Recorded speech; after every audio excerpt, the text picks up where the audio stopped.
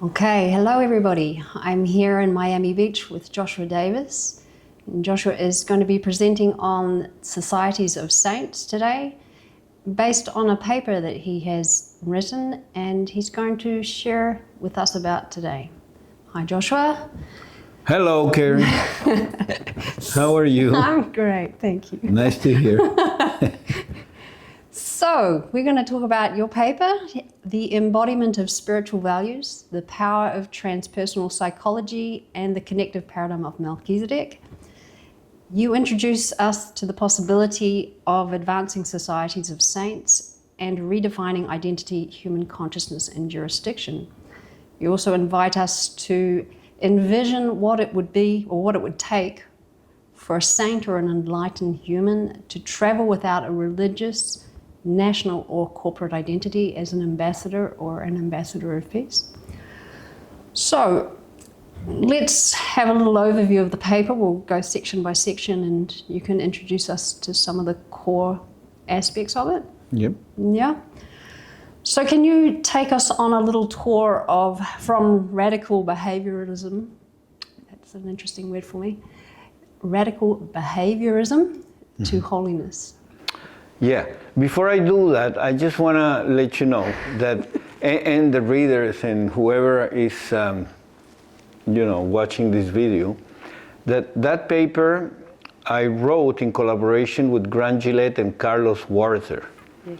So, Gillet is a philosopher and neurosurgeon or ex-neurosurgeon, so he's got a really good grasp on the brain and the philosophy of mind, and also what it means to be in the world with others.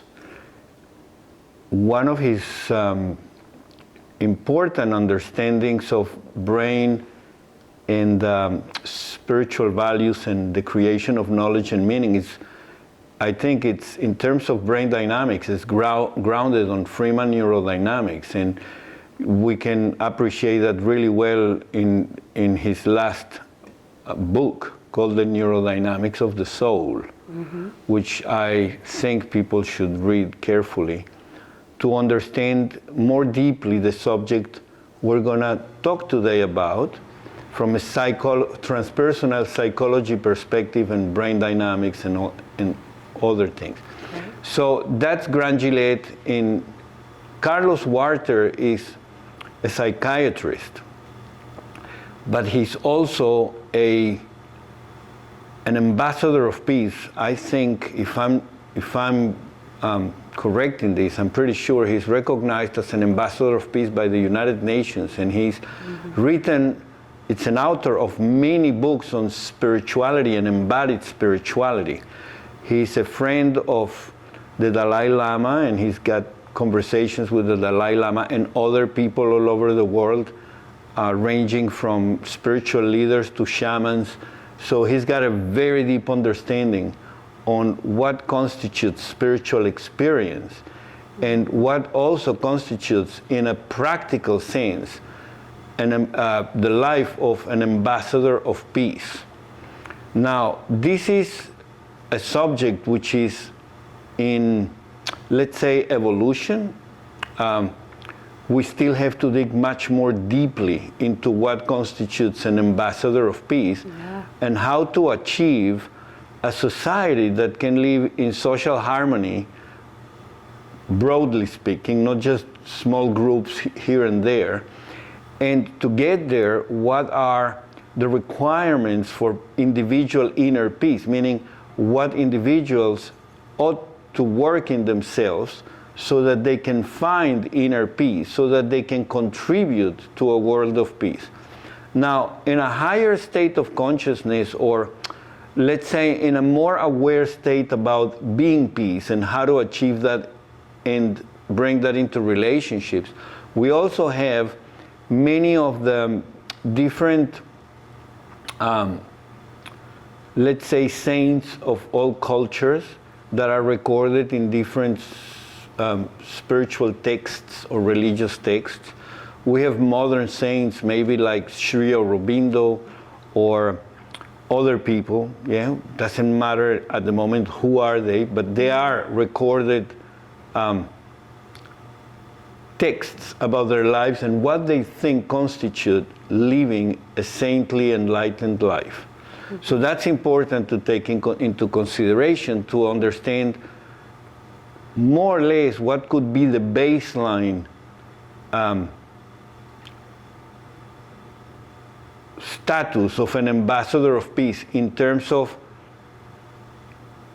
how they are in themselves, how they interact with others in the world, and how do they impart wisdom about how to reach those inner states of peace so that others can benefit from them. But on the other hand, something very, very little touched broadly, as broad as I would like it to be touched, is spiritual experience in modern days, meaning personal revelation in modern days, recorded in modern days and not just in ancient texts. One, and that in the context of the transpersonal psychology body of knowledge and also the transpersonal psychology different authors that we could say have contributed to something, to a deeper understanding of what could constitute peace or saintly living or a transcendental state of being or a plateau experience, as Maslow called them, or what Carl Jung defined as an experience with the spirit of the deep. Yes. Yeah, and in that finding a connection to the source of all life, which I have come to call in the paradigm of Melchizedek, the I am identity. And that I am identity, Carl Jung pretty clearly puts it in a nutshell, in a phrase, if I'm paraphrasing or quoting, I don't know, but more or less saying, well, Carl Jung saying, we are not called to be Christians, we're called to be Christ. Yeah. And that's what I call the embodiment of spiritual values, which is an ongoing process, not just a spiritual experience that somebody has at one stage in life with an angel, Mother Teresa, or the Virgin Mary, or a state that it's an experience of, one time in life about, in whichever way people had it, doesn't matter. It's an ongoing state of an embodiment of spiritual values. And that, it's accompanied by a sense of identity, which is not anymore a religious identity or a national identity or even a gender identity or any kind of that biological survival informational type of identity, which I described more or less in detail, I think pretty in detail in some of my papers, and certainly in the Brain of Melchizedek as published as my thesis in cognitive neuroscience, a cognitive neuroscience approach to spirituality, let's say at this stage. So all these elements of transpersonal psychology, brain dynamics, and what constitutes an ambassador of peace and what kind of jurisdiction that person lives his or her life under. Meaning, are they like the prophets of old under God's jurisdiction? Is that jurisdiction, which is a spiritual kind of jurisdiction, can we build a bridge between that jurisdiction and the jurisdiction of nation states? And if that is possible, how do we articulate that jurisdiction so that the ambassadors of peace can become dignitaries, or types of dignitaries, representatives of the government of peace in a universal sense, or, if you take it more to the scriptures, the Judeo-Christian scriptures, in a representatives of what would be labeled the kingdom of heaven or the spiritual humanity and things like that. and by that meaning a connection with God. So are they nation states that acknowledge sovereignty under God? Well, I would say the first one in their foundation documents that comes to mind is the United States of America. And we are all, created equally under God's power to the pursuit of freedom and happiness and liberty. I'm again just paraphrasing principles of that Declaration of Independence or Constitution or the founding documents of the United States.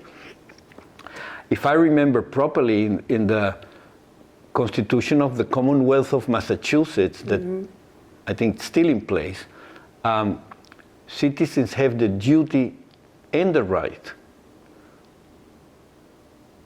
to uphold the peace of the Commonwealth of Massachusetts by praying for peace in any way or form they please, meaning under any religious belief they please. But the duty and the right, and I'm going to say the right and the duty, it's to actually pray for the peace of the Commonwealth and uphold that peace. So in the dollar note of the United States, we see "In God we trust." And in many political discourses, we see people speaking about, a nation under God.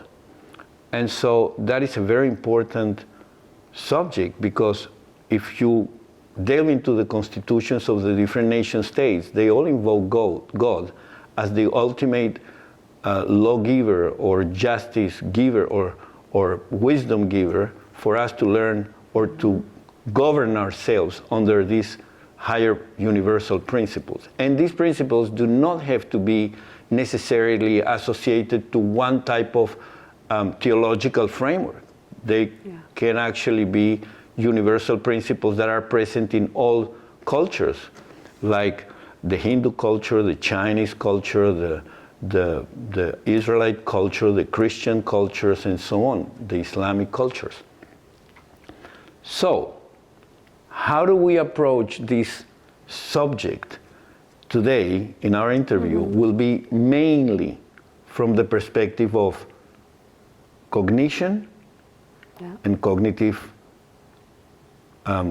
integration or cognitive development, consciousness development in the framework of transpersonal psychology.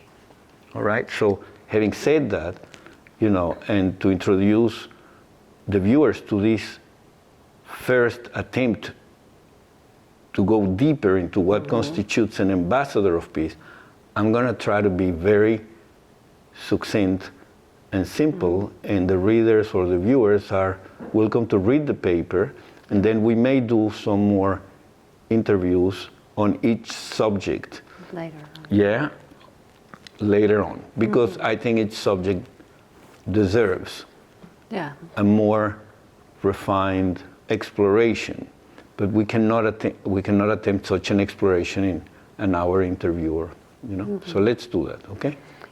Yeah. So the first section of the paper it addresses radical behaviourism to holiness, and you mentioned Skinner to Piaget, Maslow, Jung, as you've spoken of, and Hunt.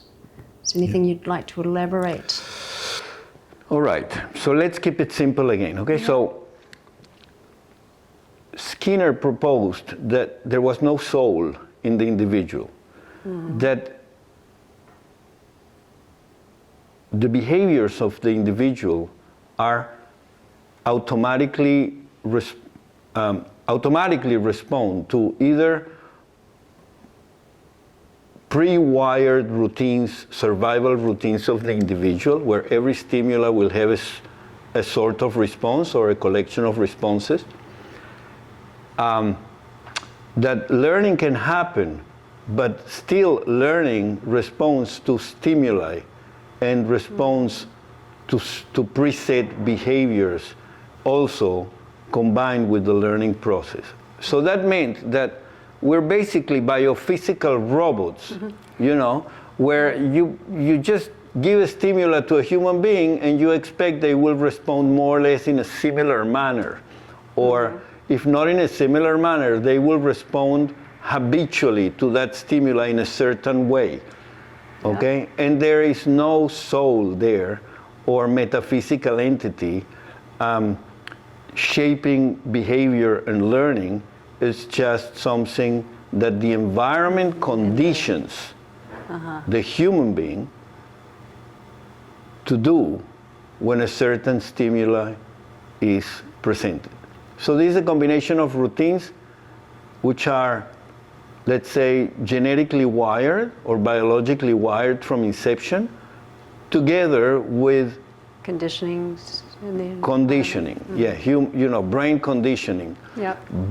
Good boy, bad boy conditioning. Okay, that's to put it very simply, for now. Okay, so the question is, how do we go from a conception of the human being like that to an ambassador of peace, a God conscience or a creator conscience, ambassador of peace with soul and mind and agency and personal will, informed not just by the environment and others, but also by a source of wisdom or the voice of conscience, if the reader prefers or the viewer prefers, onto how to properly conceive plans of actions or intentional actions or make decisions based on values which are not just moral values or behavioral values, but they are also universal values accessible to the soul of each individual when we seek to connect with those essences and presences which are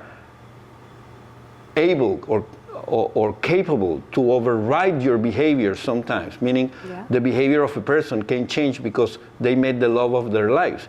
A behavior that was not changed by police, by enforcement law, by judges, by counselors, by psychologists, by therapy, it was just a transformation that happened by love. Almost a phase transition in the individual that after that experience, they just changed their behavior.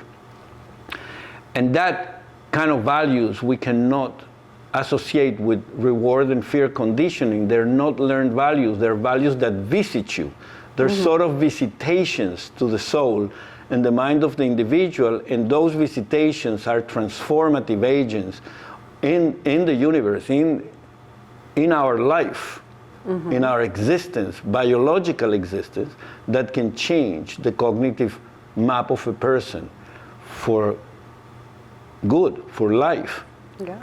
Okay?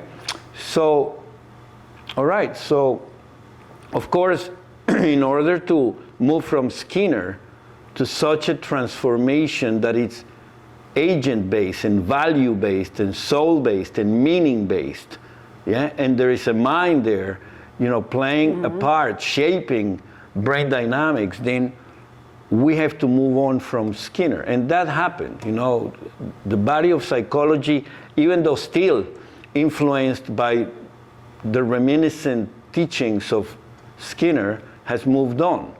And one of the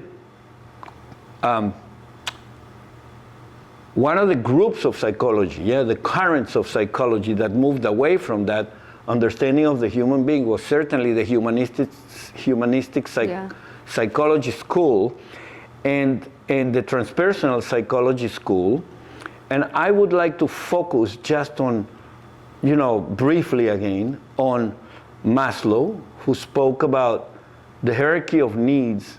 At the top of the hierarchy, speaking enlightenment or transcendence or peak experiences or the plateau experiences or the spiritual human potential achievement at its height. Okay? He spoke about being values in some of the literature that he wrote. Being values being different than behavioral values. Being values being values, be values, I'm going to call them be values as he did, because then these values being spiritual presences and essences like love or truth, or meaning the values that you can find in your own being, and self-actualization. It's a process that happens from the bottom of his pyramid, hierarchy of needs, to the tip of the pyramid by the agency of these be values and other experiences, like peak experiences, and then a more stable set of peak experiences on daily life, which he called towards the end of his life the plateau experiences. So you could peak, and then to a point where you're... Yeah. So it's a gradual learning Mm-hmm. process. It can be maybe for some individuals very fast, a deep spiritual experience that changes the whole landscape of cognitive landscape of an individual. But it could also be a set of practices like meditation, prayers, actions of kindness, interaction with nature in a way that elicits the sacred in you. And that can be a gradual process also, not just a phase transition, but a gradual process whereby you start to experience these B values in relationships, mother, husband, daughter, whatever the relationship may be, even animals and dogs and and whatever. And then suddenly you start to experience a transformation of your psyche to the point that now you're a more kind person, a compassionate person, a person who seeks more deeply for the truth and doesn't accept just face value any beliefs like maybe the Skinnerian belief or any other belief. You just are questioning the scientific paradigms, trying to falsify those theories with a deeper sense of self and beingness. Yeah, and then of course, I just gave you a little, I just brushed an overview of Maslow, but let's say that plateau experiences are where the individual reaches a state of an ongoing enlightenment and wisdom, and where the person lives an ordinary life in a peak experience almost continuously, apart from maybe when he or she are sleeping or days of the day, times of the day where their psyche has been upset by a very violent event, and then they take time to recuperate to that state of being and things like that, because they already know how to get to that center, of self, actualized self. All right, Carl Jung, on the other hand, brought to our attention nothing new, because this was known to the prophets of old and the prophetess of old as divine order, perhaps, or states of enlightenment, but he brought into the psychology arena the concept or the idea of synchronicities, which were events that had so many elements of order to it that they could not be ascribed to just chance and probabilistic events. And of course, for some individuals, synchronicities happened many times during a week, sometimes during the day. So he was trying to record in his interactions with his patients, where these synchronicities were playing out and what they meant, to the point that he had, as his patient, Wolfgang Pauli, which was a luminary in physics, in quantum physics. And Wolfgang Pauli and him exchange a set of letters where they try to understand these acausal events in synchronicities in relationship to the quantum phenomena, which sometimes can be seen as a causal too in entangled photons or particles, or whatever the phenomenon may be, that you're measuring as entangled acausal correlations. Now, if I remember well, the book where all these letters between Pauli and Jung are written, it's called Atom and Archetype. Yes. Yeah, you remember that book. So I think that the reader who is more interested in the physics psyche relationship should start there, because it's a really good interaction between two very serious scientists that somehow had a touch for the spiritual and the psychic phenomenon. Particularly Pauli, who was, sometimes feared to be near a lab because things will disrupt in his presence. And there are stories about that, to the point that he was developing a kind of a fame, like, being known being known for the poly effect. Yeah. And of course, I mean, I don't want to spoil the readings for the viewers, but there is a lot of really nice reading about how to connect from the point of view of Carl Jung, archetypes, collective unconscious and synchronicities, to more deep spiritual experience, which before Jung were the territory of, religious texts or spiritual texts, and from Jung upwards became the territory of psychology, and therefore of science, even though the hard sciences are still catching up with understanding how to incorporate in the hard sciences meaning and values in relationship to decision making, intentional action, and behavior. So we owe to Carl Jung a big deal of thanks and gratitude for doing that hard work, because that's not an easy task in the times of Jung, whom Freud, who was his mentor, to an extent said to him, "You're just full of, popcorns." This is not really, sound psychology. But then Carl Jung brought to his attention via some events and dialogues that maybe he should look deeper. And I think that this is so. Yeah. Now we have another psychologist who, of course, had to be mentioned on the area of learning and behavior, which is Piaget, who, I'm just going to brush this out too, but Piaget went from basic baby, blank canvas, in behavior, to learning behavior language via a set of accommodation, assimilation processes during life, from a place that the baby doesn't know anything about social games or how to behave in terms of community and social life. And through his life or her life, this baby learns, and matures into learning more of how to behave when he's a toddler, and then when he's a kindergarten human being, and then when he's a teenager. And there are many rules that are,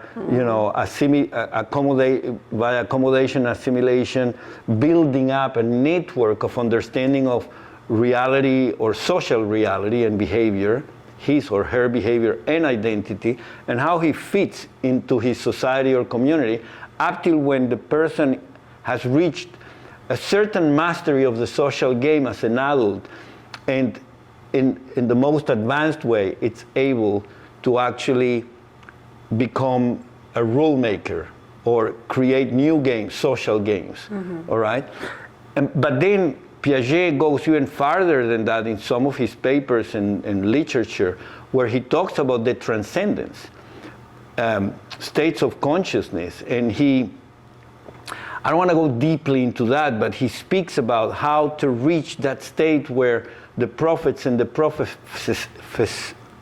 prophetesses reached, when they report a mystical union with God and a state of consciousness that transcends the social games, and it's more grounded in spiritual experience, ongoing spiritual experience. Let's call them more enlightened states than just the type of enlightenment that leads to good or sound social games, okay? So these are more of a spiritual enlightenments that come and are described in some of Piaget's literature. And I think I have a set of references to the papers that Piaget has deepened his studies on that area and wrote about in the paper that we're exploring today. Okay. Yeah. So I just wanted to tell you that. So just to wrap up this without going into the philosophers like Combe and Hunt and none of that, because I don't want to go there today, it's too much. Yeah. But let's say, from the point of view of transpersonal psychology and humanistic psychology, maybe we should mention William James. Maybe we should mention William James as a psychologist that we should read to understand what his take on all this subject was. Okay? Now, since we've mentioned these psychologists, I think based on their work, we have enough grounds to continue and move to the next section. So basically, to summarize, Maslow introduces us to being values, be values, peak experiences, self-actualization, and the higher top of that being accompanied with what he, towards the end of his life, described as plateau experiences, okay? Which are ordinary ways of living an extraordinary spiritual life. Okay, so that the mystical, the spiritual, the deeply conscious, value-based state of being, conscious about and cognizing that, becomes the ordinary way of life. So we've somehow transcended the survival maps, the basic, needs, and we are more focused, or it's more important for us, the spiritual side than the basic needs, to the point that people can fast and have austerities and all that.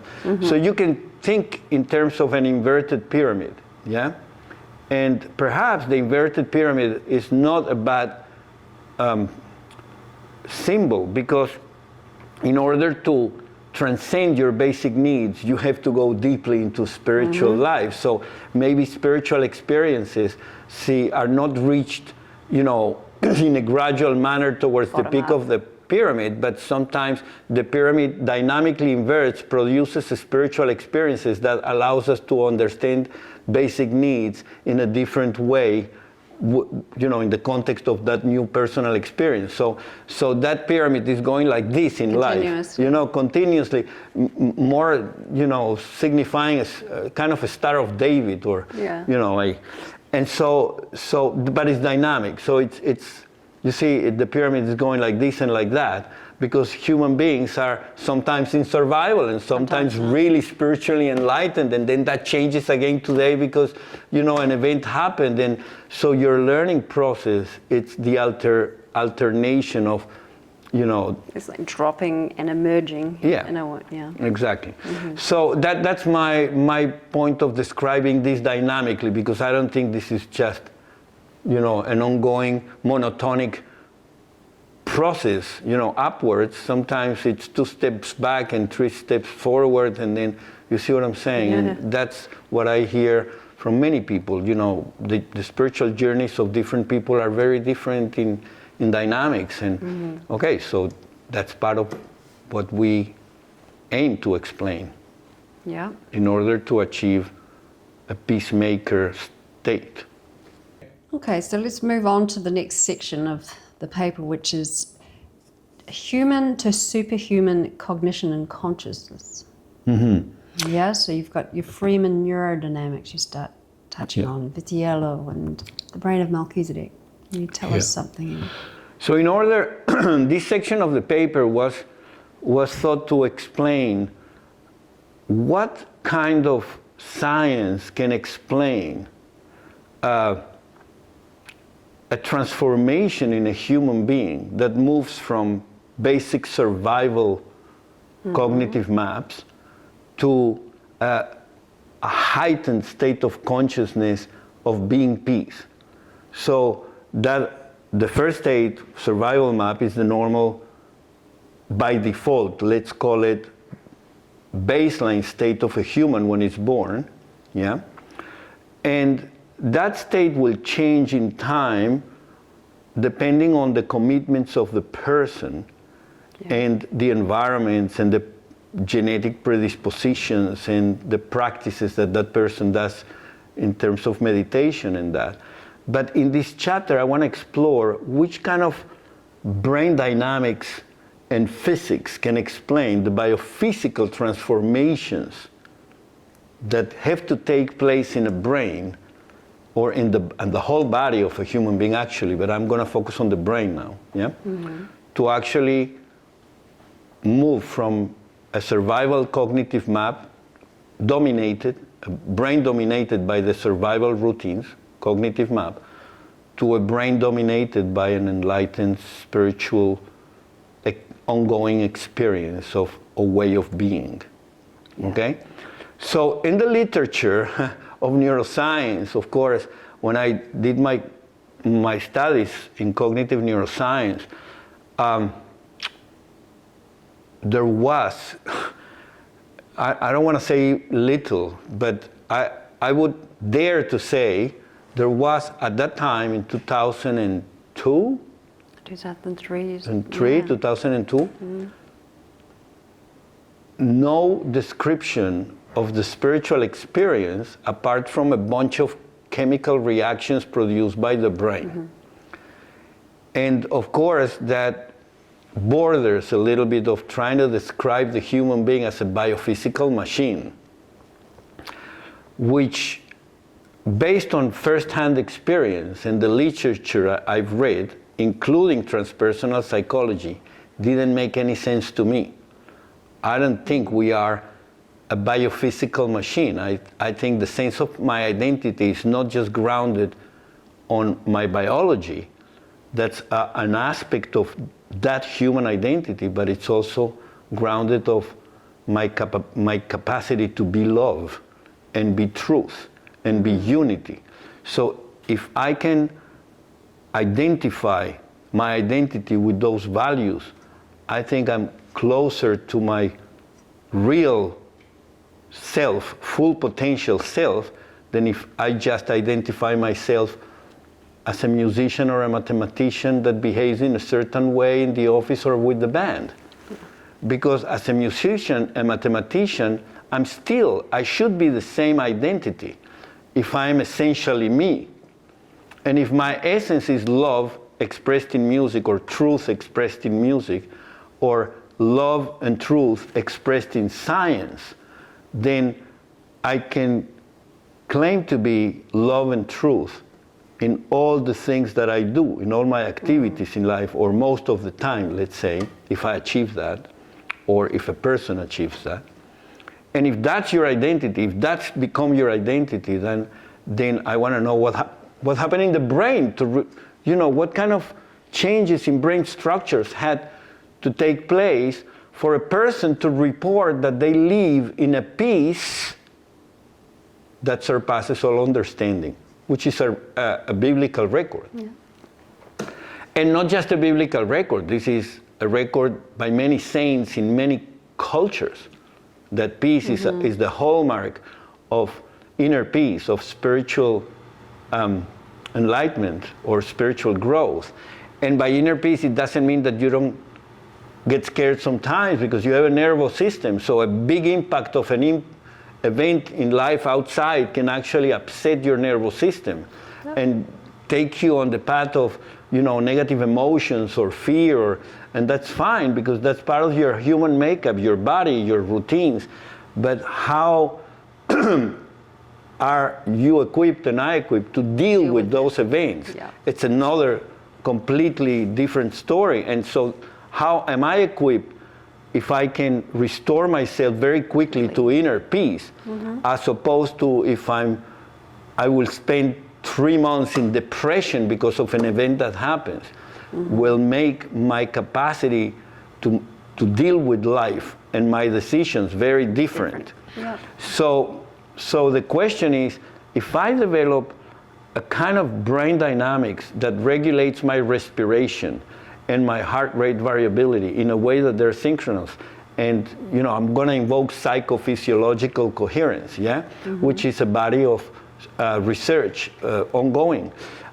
If I can at will create psychophysiological coherent states in my way of existing, And I can do that by the practice of spiritual values or the embodiment of spiritual values, because I've just tapped into the source of those values, and I know how to embody those values very quickly, even though I can get distracted and go back quickly.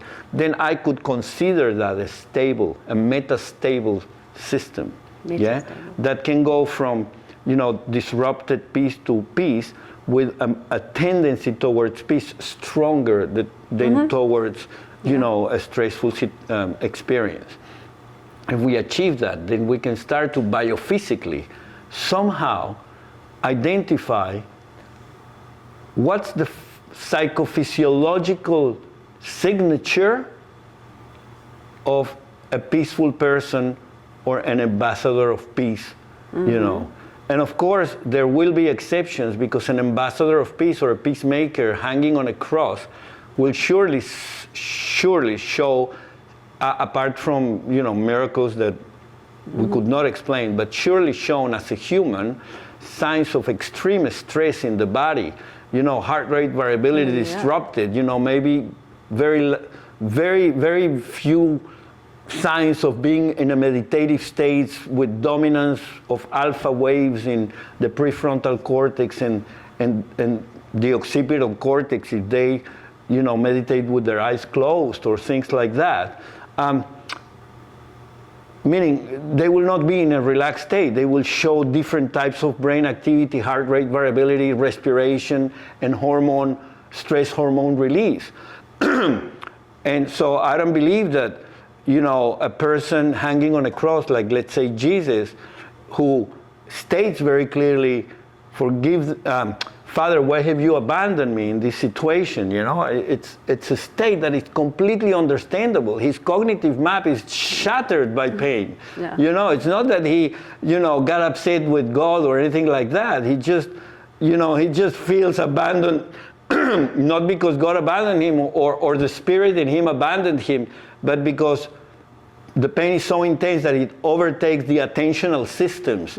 And then he cannot for a moment focus in that spiritual value, which is peace or stillness or love, or, you see? But most of the time, that person lives in a peace that surpasses all understanding, as the report goes. So how do you explain that? So the only person in the world that at that time I found could actually explain via systems neuroscience this phenomenon of higher meanings and values being experienced and embodied, and with the phenomenology of Merleau-Ponty and the foundations of Aquinas in Summa Theologia, and being a neuroscientist, a systems neuroscientist, a luminary of Berkeley, that still people are catching up to understand, was Walter J. Freeman, that I had the privilege and opportunity, very rare opportunity, to meet in life and collaborate for 4 years, together with Robert Cosma, whom I've collaborated for many years, and who was also a long-term collaborator of Walter Freeman. They wrote their last book that Walter wrote and published in 2015 or 16. Phase transition in court. Okay, so I don't want to go into the details of that, but Walter Freeman coined something which perhaps to neuroscience would be a heresy. He said that information only is not the currency of the brain, because raw sensory data are information, but they carry absolute no meaning. Photons are meaningless to a human being when they hit the retina. But when they travel the brain and are relayed by the thalamus, and then that stimuli with sound and others are integrated in a form of gestalt, an object of perception, that it's an integrated multidimensional object, like your face, you see? That integration it's the integration of many areas of the brain processing different sensory information to create an object, a meaningful object to you. That's the face of my friend or my mother, or you see? And so he declared that the main currency of the brain was meaning and knowledge. Meaning was a heresy in science. And that meaning was the currency for intentional action, which is obvious to all of us. We all have precious meanings grounded based on memories and values and experiences. And it's not just one meaning. Your face means one thing. Your face changes in meaning as we meet the first time, and then 3 months later, and then 10 years later you're my good friend, and then you see what I'm saying? The network of meaning is dynamic and changes towards the deterioration. I mean, negative meanings or really positive meanings. You see, meaning you're not my enemy, you're my friend. So these are two meaningful objects, enemy and friend, but they grow up in time as we have more interactions, yeah? And then those meanings become foundational to intentional action and decision making. Yeah. And therefore, we cannot ignore them anymore in science. Something that somehow Schrödinger warned us when he warned us about the need for physics to incorporate mind, the study of mind, because if physics cannot explain mind, then physics is not complete. Because physics is about explaining the whole universe, and mind should be part of the whole universe. And so, good luck if you're trying to explain mind invoking only subatomic particles. I mean, maybe some people will be able to do that, but I don't think that mind is subject to be explained by subatomic particles, which, by the way, are just models that we use to understand the phenomenon that we cannot see with our eyes, but we can only kind of understand by measurement, which has a lot of issues and problems. And therefore the measurement problem and the problem of the reality problem, which are unsolved issues so far in physics, with many interpretations, but very few explanations about the causes. What are the causal transactions there? We only have a wonderful predictive model, which is called quantum mechanics, with a great set of quantum field theories that somehow conform the standard model together with general relativity, and that's about it. There's nothing there called mind or soul in physics, or meaning. And so Walter Freeman, who was, as I said, to my eyes, a luminary in systems neuroscience, very respected in the field, who was mentored by Carl Pribram, and Lashley had an influence on him, became, via the influence of these two, a systems neuroscientist centered on brain field dynamics as what modulates cognition and perception of reality and the development of meanings, or the creation of meanings, instead of just chemical reactions in the brain. So now he has incorporated field dynamics. So because he's incorporated field dynamics, and field shape cognition in the body of knowledge that Walter gave us, in which I participated in with Robert in using as a foundation to explain with brain waves, with brain oscillations, the cycle of creation of knowledge and meaning, a theory of how meaning and knowledge are created in the brain for intentional action based on quantitative data. We have published those papers. Then we had a case on the fact that if cognition is modulated by fields and not just by chemistry, then our cognition is also modulated by fields could be external to us. because I'm radiating fields to you and you're radiating fields to me, and though they're very small, they may have enough of an influence to change our perception of reality. And the solar radiation too, and other fields that are around us, and what have you, okay? And of course, there are many theories about that in terms of fields, you know, environmental fields and consciousness. And well, you could invoke the theory of Rupert Sheldrake, which he's been testing in different times, and I don't know the degree of acceptance that we'll ever have in the physics community, but at least it's a scientist who's trying to test somehow some elements of habitual behavior that are pre-existing in morphic fields or morphic resonance. And let's say that those are not necessarily physical fields in the physics sense, but they may have a correspondence with physical fields. So that's up to Rupert Sheldrake to sort out with physicists, yeah? But then you have physicists like Federico Fagan, who have already, in his book, explained how physics and spiritual experience could be connected.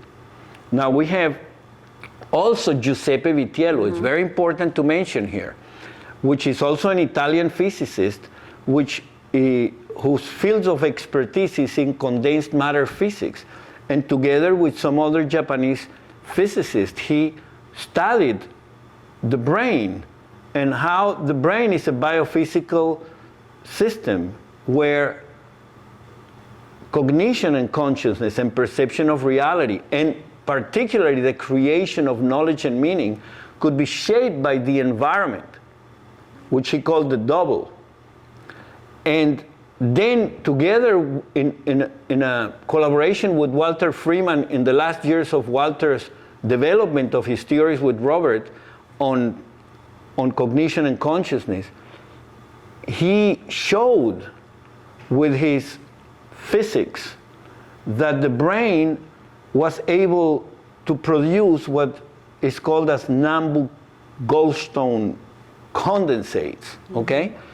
Which are a combination of correlated fields via water molecules and other oscillations and electromagnetic fields in the brain that have their ground in the quantum phenomenon of the brain, but what really matters to explain cognition is not what's happening to one subatomic transaction particle, because I mean, you can lose a neuron or 10 or 20 or many of them, and you'll never lose your sense of identity unless you lose a significant amount of neurons in the brain. That's called Alzheimer, yeah?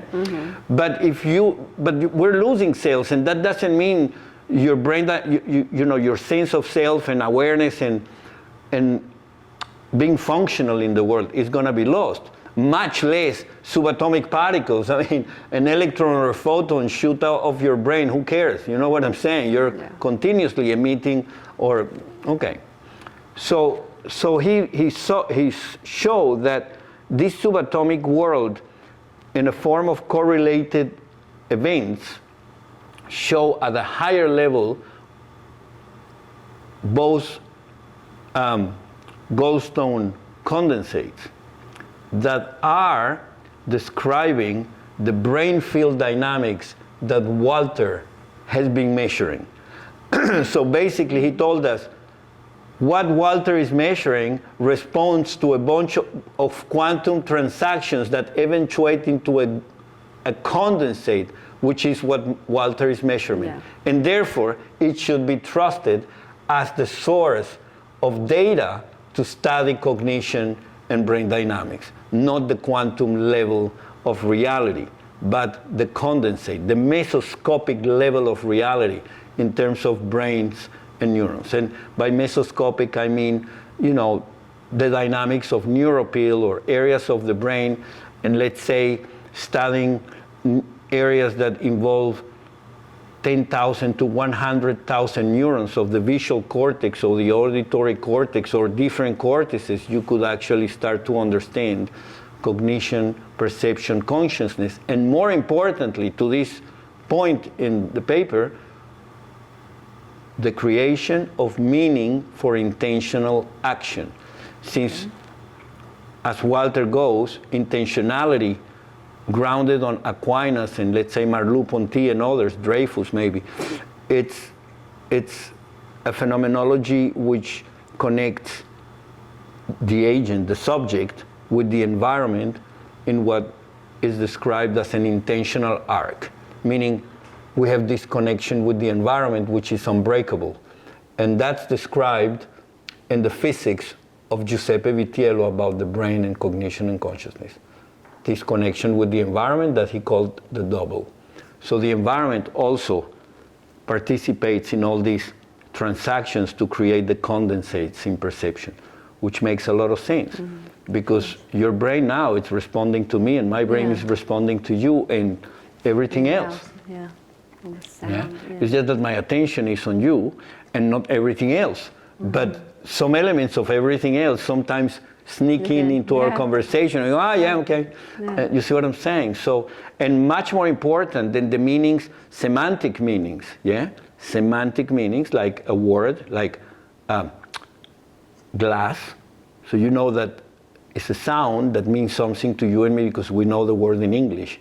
So we can have a kind of an image of a glass, could be transparent or with a little, or big or short or whatever, but it's a glass. We know that we're talking about the glass. That's a semantic meaning, but that's different than a body language meaning. You know, you see me grabbing my bike, without me telling you I'm going for a ride, you immediately derive meaning from that action, which is he's going for a ride or I'm going for a ride. That would be called pragmatic information meaning. But then if we go even deeper in the brain you have brain dynamics connected with my action of grabbing the bike, and if in that brain dynamics expresses differently than other brain dynamics before grabbing the bike, then by looking at the brain dynamics, if you have the proper tools, you can decode that I'm about to make a motor movement which involves the hands or something like that, which within a certain contextual knowledge of me, you could say those brain dynamics are connected with grabbing a bike or grabbing an utensil or grabbing a lawnmower or whatever.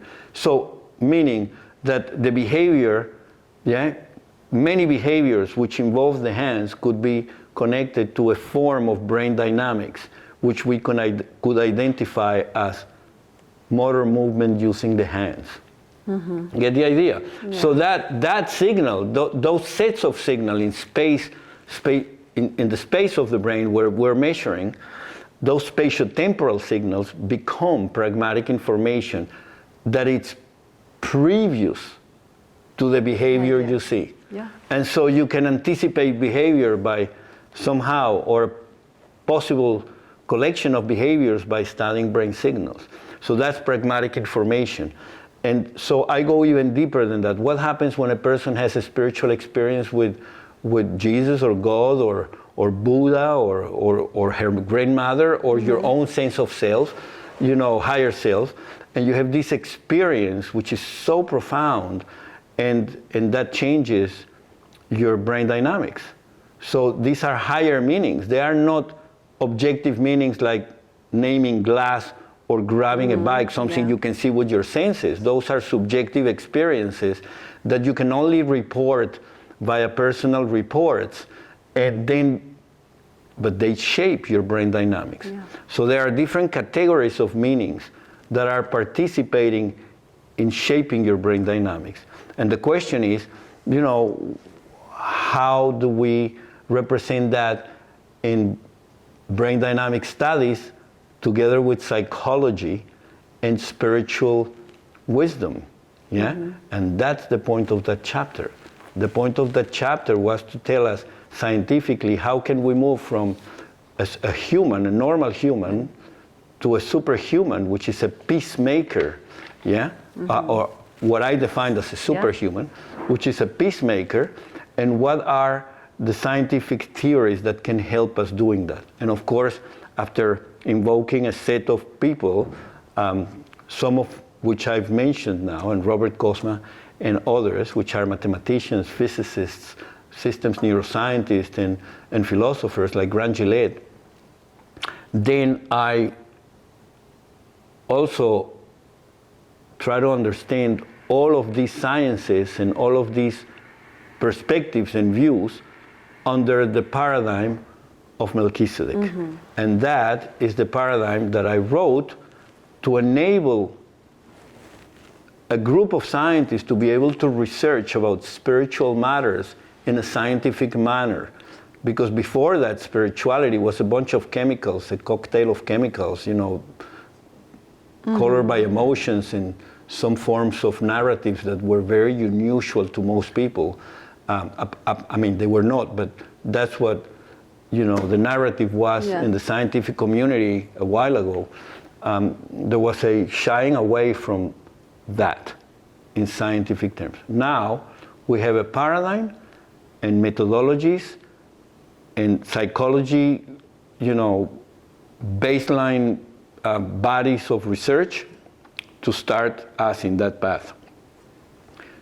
Not just to move scientifically, which is important to, I would say, give trust to the world that believes that science is an important aspect of life, which I think by now many people should believe, but not to make it the all in all, but to complement scientific research on cognition, consciousness, spirituality, and peace, inner peace and social harmony, with all the body of wisdom and personal revelations and humanistic and transpersonal psychology, and all that conforming an integrative body of knowledge on how to promote and provide places for people to learn about inner peace and social harmony, and more important, how to achieve that in their lives. Yeah.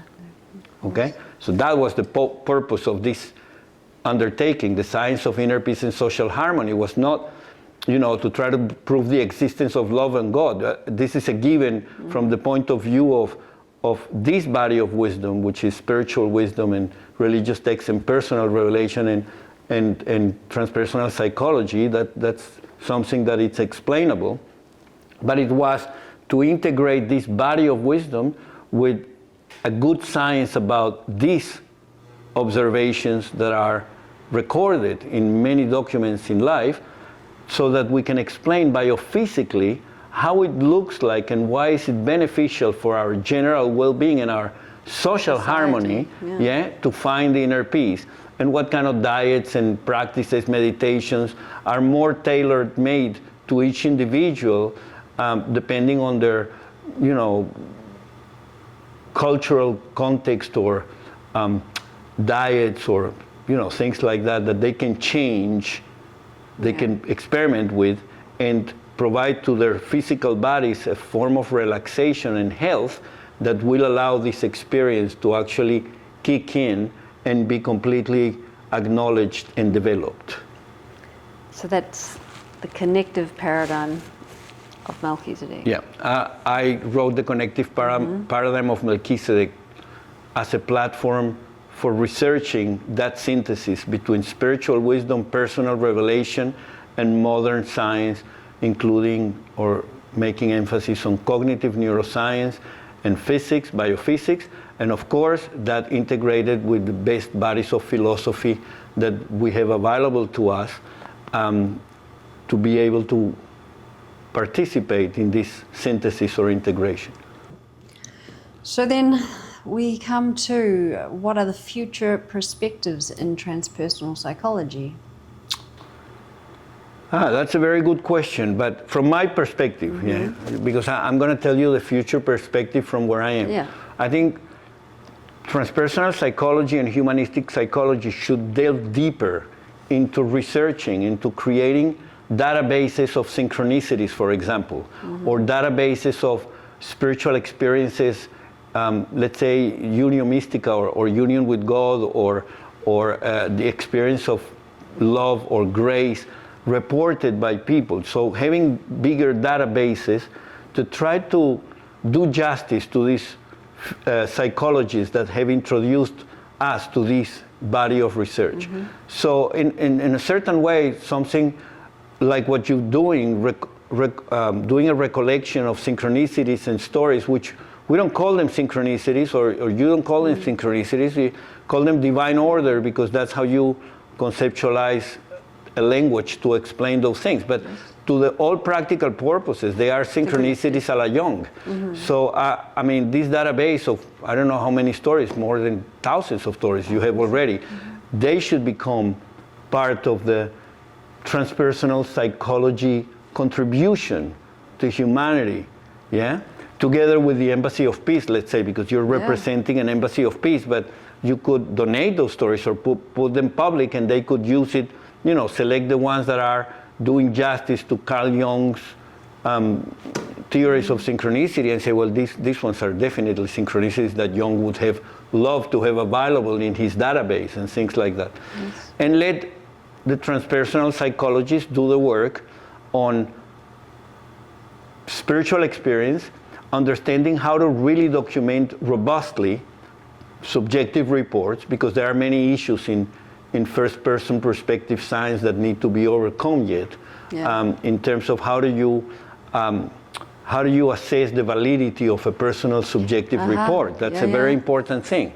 And there is a whole article in one of the last volumes of the Journal of Consciousness Studies addressing that. I forgot the author and the name of the article, but I know this is something that many people are trying to address properly, so that we can have a really robust methodology as far as possible, you know, to assess subjective reports. Also, a database of synchronicities, the way you're doing them, and some methodologies, let's say like Jung proposed, the drawing of mandalas to find a sense of center or self, or whatever, you know, other psychologists proposed, to be incorporated into what transpersonal psychology could offer to humanity, to the sciences, and to the schools of philosophy and theology that deal with the possibility that we can all become a form of spiritual avatar, or Christ, or good, you know, not just good person, but a person that can have an influence for good in the life of other people, in achieving inner peace and contributing to social harmony. So that's basically what I think transpersonal psychology could help contribute to. Okay, great. I think we're going to tie it up here with the last little bit, and perhaps you could expand on your final statement in the paper, which is perhaps human beings that have developed spiritually will be able to facilitate and help catalyze the arrival of a collective plateau experience a la Maslow. Yeah. So of course, that's the last sentence, but that's in the context of explaining, or briefly explaining, the Embassy of Peace and what constitutes an ambassador or an ambassadoress of peace. Yes. So remember, I've written with others some papers about, let's say, models, you know, simple models, try to grasp the complexity of the process we're dealing with, and by, you know, simplifying the process to how a person who has achieved peace could touch, let's say, 10 people in their lives in a year time or 2 years time, in kind of a personal level, like, let's say, Jesus or Buddha did, yeah? Have some form of friends that could benefit from that person. And let's say that that person could touch 10 people that in 10 years will become, you know, will have that experience of being peace themselves. So in 10 years, they could actually touch another 10 and so on. And that's a simplified version of the progression. But that would, of course, constitute a peace propagation process. Okay? Now, the assumption of that peace propagation process is that there are people who are so peaceful and so wise that when they interact with others, they actually elicit in others the desire to find that peace and to to understand how this should be a priority, which is important to your own development and quality of life, and perhaps life eternal. So when that is elicited in others successfully, then that leads to a process of personal exploration or individual exploration, which may result in a metastable attainment of inner peace. So if you have enough individuals like that that are propagating, are participating in propagate or facilitate, these kind of transformations, then humanity could actually dynamically, as a dynamical system, reach a point where this explodes and we reach as a collective a plateau experience, which is a collective plateau experience where we are all experiencing inner peace and therefore social harmony at a more global state. Now, that is not a new concept. That's basically the messianic age made, Maslow transpersonal psychology plateau experience available to all. So that would be like a messianic age where peace is achieved, where everyone has become, a spiritual being. A little bit like, I don't know, you could invoke the words of Jeremiah. I think in 31:31 he explains that God will put his law and spirit in the souls and minds of people, and they will have a direct relationship. Nobody will teach you anymore about God because everybody will know God. So in that sense, you could imagine that knowing the spirit and knowing how to be peace have already propagated to all humans, ideally, or most humans. And in that sense, you have a collective plateau experience. That's not different or much different. There is a difference in this explanation, but it's not much different than the omega state of Teilhard de Chardin in his, in his explanation about how we are all evolving to become a Christic planet, or a planet of Christs, and eventually we will reach that omega point where let's call it the mind of Christ, the noosphere of the planet.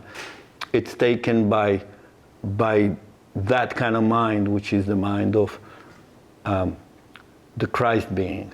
Okay, and when I say Christ being, in the mind of Teilhard de Chardin, he might have referred to Jesus because he was an ex-Jesuit priest. At the time that he was writing, his ideas, the church was not very happy with him. But let's say, taking that outside of the context of Christianity only, then that Christ mind is not talking about the mind of Jesus. You're talking about maybe the mind of, an enlightened person. Maybe you're talking about the mind of Melchizedek and the brain of Melchizedek, because Melchizedek, it's pre-Jesus, and it's referred in the book of Hebrews as a person that had no beginning, no end, like the Son of God, remains a priest forever. So that kind of mind predates the life of Jesus. And of Jesus is written in the same book of Hebrews that he was a priest, a high priest after the order of Melchizedek. So now we have an order, and it may be not clear if order refers to the word, al divrati Melchizedek, which is after the word of Melchizedek, or the word and order are connected. And so the order is like an order of monks, or an order of priests, or an order of consciousness.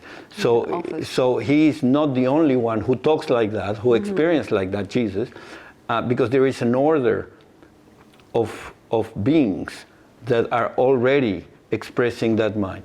We have to remember that if we just center on Judeo-Christian thought, because India has a lot to say about those states, and maybe the Tao Te Ching and China has a lot to say about those things, and so on in Islam. But if we understand that Abraham and Enoch and Noah and Seth, particularly Abraham, predated every single religion in the world. There was no Christianity, Judaism, or Islam when Abraham was alive, but Abraham meets Melchizedek, who is connected with this God, that it's not a statue or a piece of stone with an image, is just a spirit. And so that's the God of Noah, which predates Abraham. And that's the God of Enoch, who walked with God and he was not. So how did these guys made a direct relationship with God, connected with God, without Jesus, without Judaism, Christianity, or Islam? They made it. They're humans. Yeah. So that means if these prophets made it directly with God, in principle, all humans should have the same possibility. And I cannot see how a benevolent God, a God that wants us to be holy, will deny us the experience if we ask for it. I just want to have the experience of the prophets of old. I want to know you direct line. Yeah. You could equate, for example, I'm trying to tie up these philosophical and psychological issues with stories of Judeo-Christian relevance. Because if we imagine that these guys were connecting with God directly, and so they didn't need any intermediaries. So why are we seeking for intermediaries instead of connecting directly? Perhaps Jung is right to say, we're not called to be Christians, we're called to be Christ, or the brain of Melchizedek, or the mind of Melchizedek. We're called to that order of existence. And in that sense, well, you can read in scriptures things like, in the New Testament maybe, things like, I'm paraphrasing again, because I don't like quoting scriptures, even though, I've read them thoroughly, but I don't like quoting them, I just prefer to paraphrase them to make these a more intimate connection with the reader or the viewer instead of a lecture. Yeah. Okay? So basically, in that chapter that I'm thinking about,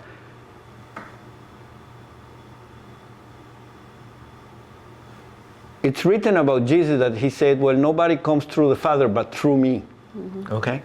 And that is made believe that it implies that Jesus is the door to the Father. Now, it's unclear from that statement that he's God. You could say he's God the Son, or the expression of God, or, there are many interpretations, but I don't want to go into that argument.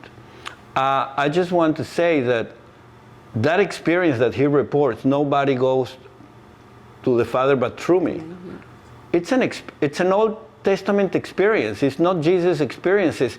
It may be an angel in the words of Jesus, because as you know, in Judeo-Christian narratives and literature, prophets or people can have the words of angels in their mouths, they can have the words of God in their mouths, or they can have the words of themselves in their mouths. Like Jesus saying, why do you call me good? Only God is good. So how do you equate a person who's saying he's not good, or a good teacher, only God is good, with only, you only go through the Father through me? That doesn't equate. How can sinners guide humanity through the Father? You see? And so, okay, so the answer here is, for me, is that it could easily be an angel speaking in the mouth of Jesus. And the angel that I will refer to, that it's a candidate for that, because there may be many doors to the Father, but a candidate, was the angel that Jacob wrestled with. Because he had to wrestle with an angel to see the face of God. So he had to go through him to see the face of God. That angel is not qualified as Jesus Christ. It's an angel. Okay? Could be Metatron, it could be, Gabriel, it could be whoever. It could be Zadkiel, Uriel, Raphael, Michael, you name them. There are like 72 in the Zohar. So, named.